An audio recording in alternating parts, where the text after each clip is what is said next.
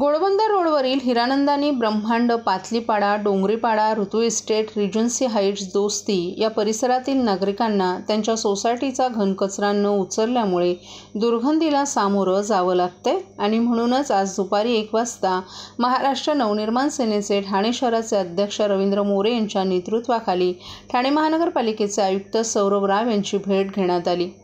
ठाणे महानगरपालिका आयुक्तांसमोर हिरानंदानेचे मधु मेनन, आयविडे ब्रह्मांड असोसिएशनचे रत्नदीप नायर, ऋतू इस्टेटचे कन्नूभाई पटेल, रिजन्सीचे अभय पारकर, सिद्धेश हर्डीकर, वैभव राणे, देविक चक्रवर्ती, पेज 6 दोस्तीचे विनय कोलते, विक्रांत मोरे, ठाणे शहर विधानसभेचे शहर अध्यक्ष सुशांत डोंबे, ठाणे शहर विभाग निलेश चव्हाण, विभाग सचिव सुरेश भोर आदीही उपस्थित होते।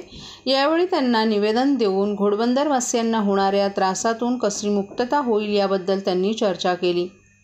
तर पालिका आयुक्त सौरभ राव यांनी एका आठवड्यात आपण सर्व समस्या सोडवण्याचं आश्वासन दिल्याची माहिती यावेळी देण्यात आली। तुम्हाला सगळ्यांना माहिती आहे, तुमच्या सर्व चॅनेलच्या माध्यमातून सगळीकडे पूर्ण ठाणे का महाराष्ट्रभर झालेला आहे की घोडबंदर जो पट्टा आहे तिथे गेले कित्येक महिने कचराच उचलला जात नाहीये।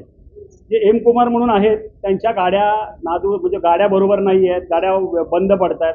इथे त्या कामगारांनी आंदोलन देखील केलं होतं आणि त्याचा त्रास या घोडबंदर वासियांना होतं। इथे हिरानंदानी जे मंडळी आहे, ब्रह्मांड असोसिएशनचे अध्यक्ष आहेत, इथे रिजन्सी हाईट्स आहे, दोस्ती आहे, बरेचसे म्हणजे तो जो पट्टा आहे त्याच्यातले हे प्रत्येक प्रतिनिधी इथे आलेले आहेत की तो घाणीचा त्रास आहे। एक आठवडा तिथे कचरा पडतो, कचरा काही प्लास्टिकमध्ये आहे, काही त्या डस्टबिनमध्ये आहे। त्याची या पावसामुळे एवढी दुर्गंधी सुटलेली आहे की शाळेतल्या मुलांना त्याचा नाहक त्रास आहे, तिथे राहणाऱ्या नागरिकांना त्रास आहे आणि याकडे नगरपालिकेचं लक्ष असावं म्हणून आम्ही आज सगळी मंडळी आलेली आहे। आम्हाला आयुक्तांनी पॉझिटिव्ह आम्हाला त्यांनी सांगितलेलं आहे की 2 दिवसात आम्ही करतो, परंतु या लेटरमध्ये मी त्यांना दिलेलं आहे, तुम्ही जो ते सांगता मी 1 आठवड्याचा मुदत देतोय। जर 1 आठवड्यात हा जर कचरा उचलला गेला नाही तर घोडबंदरचा संपूर्ण कचरा उचलून मी हे गेटवर टाकेन, एवढं मात्र या क्षणी मी सांगतो। माझ्याबरोबर हिरानंदानी पण आहे, ब्रह्मांड असोसिएशन आहे, रेसिडेन्सी आहे, बाकी सगळे त्यांच्याजवळ पण तुम्ही बोला।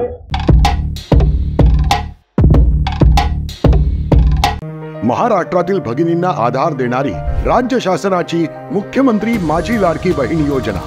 या योजनेअंतर्गत अल्प उत्पन्न गटातील 21 ते 65 वयोगटाच्या भगिनींना मिळणार दरमहा 1500 रुपयांची मदत। अर्ज करण्यासाठी 31 ऑगस्ट 2024 पर्यंत मुदतवाढ। कुटुंबाचं वार्षिक उत्पन्न 2.5 लाख रुपयांपेक्षा कमी असलेल्या महिला पात्र। कुटुंबाकडे पिवळं किंवा केशरी रेशन कार्ड असल्यास उत्पन्नाचा दाखला आवश्यक नाही। पांढरं रेशन कार्ड असेल किंवा रेशन कार्ड नसेल तर कुटुंबाचं वार्षिक उत्पन्न 2.5 लाखांपेक्षा कमी असल्याचा दाखला आवश्यक। योजनेसाठीचा ऑनलाईन अर्ज नारी शक्ती दूत ॲपवरून किंवा पोर्टलवर भरता येईल। ज्या भगिनींना ऑनलाईन अर्ज भरता येत नसेल त्यांच्यासाठी अंगणवाडी, ग्रामपंचायत, वॉर्ड ऑफिस, सेतू सुविधा केंद्रामध्ये किंवा आशाताई बचत गटाच्या CRP यांची मदत उपलब्ध। आता आपल्याला अभिमानाने म्हणता येईल, सुखी आणि सुरक्षित आहे माझी लाडकी बहीण। शिवसेनेचे दिवंगत नेते आनंद दिघे यांच्या जीवनावर आधारित धर्मवीर मुक्काम पोस्ट ठाणे या चित्रपटाच्या दुसऱ्या भागाचा ट्रेलर नुकताच मुख्यमंत्री एकनाथ शिंदे यांच्या हस्ते प्रसिद्ध करण्यात आला। या ट्रेलरमध्ये एका संवादाविषयी आनंद दिघे यांचे पुतणे तथा शिवसेना उद्धव ठाकरे पक्षाचे ठाणे जिल्हा प्रमुख केदार दिघे यांनी संताप व्यक्त केलाय।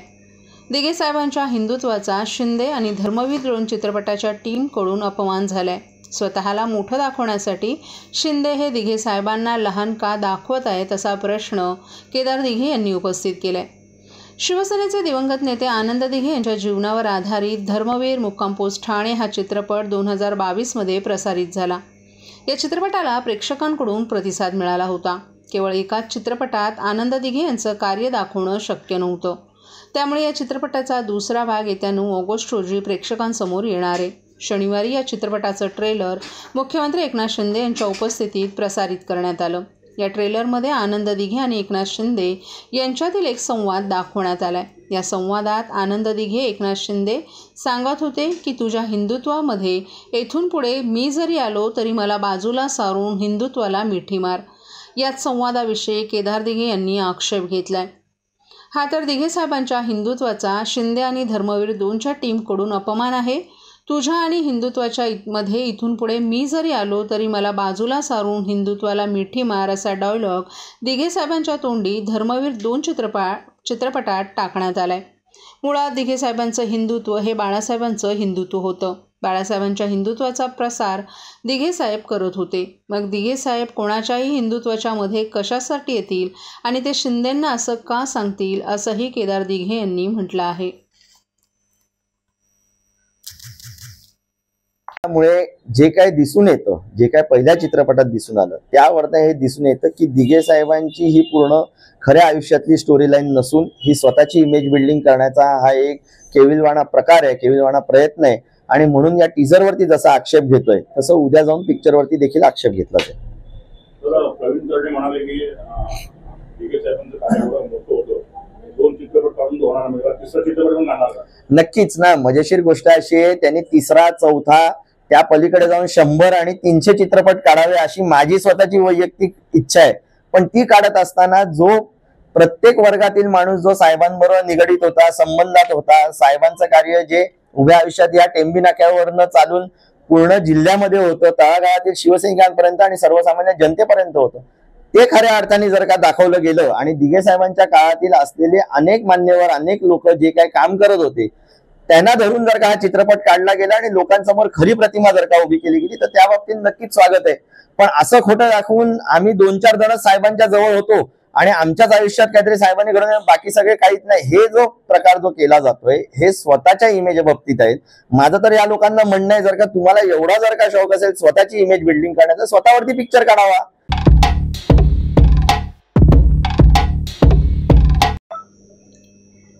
मुख्यमंत्री माझी लाडकी बहीण योजनेची अंमलबजावणी प्रभावीपणे व्हावी यासाठी ठाणे महापालिकेच्या विविध प्रभाग समित्यांमध्ये मदत कक्षाची स्थापना करण्यात आली आहे. या योजनेचा लाभ जास्तीत जास्त महिलांनी घ्यावा यासाठी शहरात व्यापक प्रमाणात प्रसिद्धी करण्यात येत असून या योजनेच्या लाभार्थी महिलांपर्यंत पोहोचण्यासाठी अंगणवाडी सेविका, आशा वर्कर्स आणि बचत गटाच्या माध्यमातून काम करून घेण्याची जबाबदारी ही प्रत्येक सहाय्यक आयुक्त तसंच समाजविकास विभागाची असल्याचं नमूद करत या योजनेत पात्र लाभार्थी महिलांची नोंदणी प्रभावीपणे करण्याचे निर्देश अतिरिक्त आयुक्त संदीप माळवी यांनी बैठकीत दिले आहेत. राज्यातील महिलांच्या आर्थिक स्वातंत्र्यासाठी, त्यांच्या आरोग्यासह पोषणात सुधारणा करण्यासाठी आणि कुटुंबातील तिच्या निर्णायक भूमिकेच्या बळकटीकरणासाठी राज्य शासनानं मुख्यमंत्री माझी लाडकी बहीण ही योजना कार्यान्वित केली आहे. ठाणे महानगरपालिका क्षेत्रात या योजनेसाठी नोंदणी सुरू झाली असून या योजनेच्या अंमलबजावणीचा आढावा घेण्यासाठी या योजनेचे नोडल अधिकारी तथा अतिरिक्त आयुक्त प्रशांत रोडे यांनी आज स्थायी समिती सभागृह येथे एक बैठक आयोजित केली होती.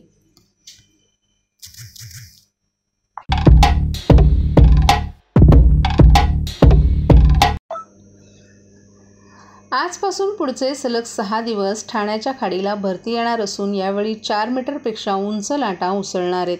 त्यामुळे ठाणे महानगरपालिकेच्या आपत्ती व्यवस्थापन विभागानं खाडी किनाऱ्या राहणाऱ्या नागरिकांना सतर्कतेचा इशारा दिलाय. गेल्या 3 ते 4 दिवसांपासून ठाण्यात पावसानं चांगला जोर धरलाय. पुढचे काही दिवस ठाणे जिल्ह्यात मुसळधार पावसाचा इशारा देण्यात आला असून आजपासून 27 जुलैपर्यंत ठाणे खाडीला भरती येणार असल्याचं ठाणे महानगरपालिकेच्या आपत्ती व्यवस्थापन विभागाकडून सांगण्यात आले. बुधवारी 24 जुलै रोजी जुलै महिन्यातील सर्वात मोठी भरती येणार असून यावेळी 4.54 मीटर उंचीच्या लाटा उसळतील. दरम्यान मुंबईसह ठाणे जिल्ह्यांमध्ये पुढचे काही दिवस अतिवृष्टीचा इशारा हवामान खात्यानं दिला आहे. या पार्श्वभूमीवर TDRF, जिल्हा प्रशासन, पोलीस आणि महापालिकेचा आपत्ती व्यवस्थापन विभाग अलर्ट मोडवर आहे. या दरम्यान अतिवृष्टीमुळे ठिकठिकाणी पाणी साचण्याचीही शक्यता असून भरतीमुळे पाण्याचा निचरा होणं कठीण होण्याची भीती आहे. या काळात कोणताही अनुचित प्रकार घडू नये यासाठी जीवरक्षक आणि अग्निशमन दलाला सतर्क राहण्याच्या सूचना देण्यात आल्यात.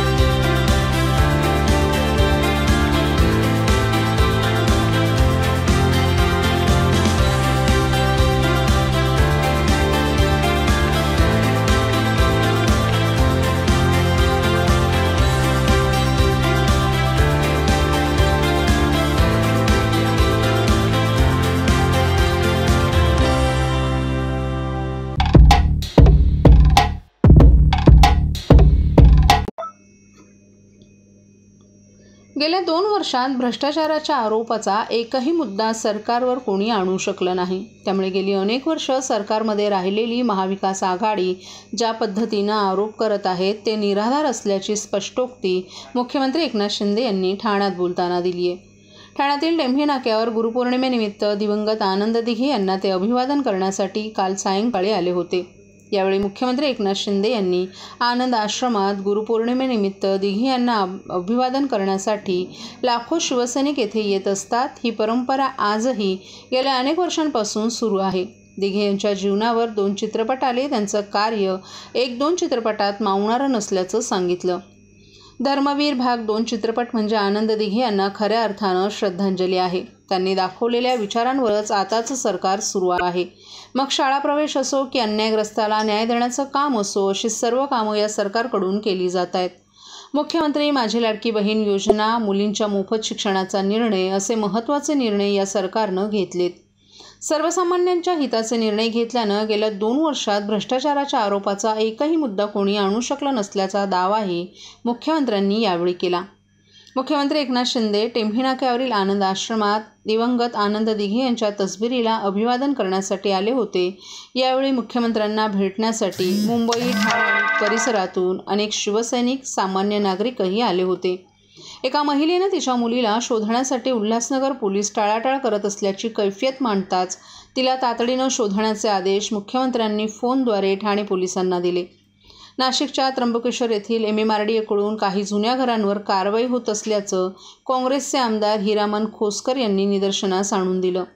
सध्या पावसाळ्यात कारवाई थांबवण्याचे आदेश शिंदे यांनी MMRDAच्या विभागीय आयुक्त सतेजकुमार खडके यांना यावेळी दिले.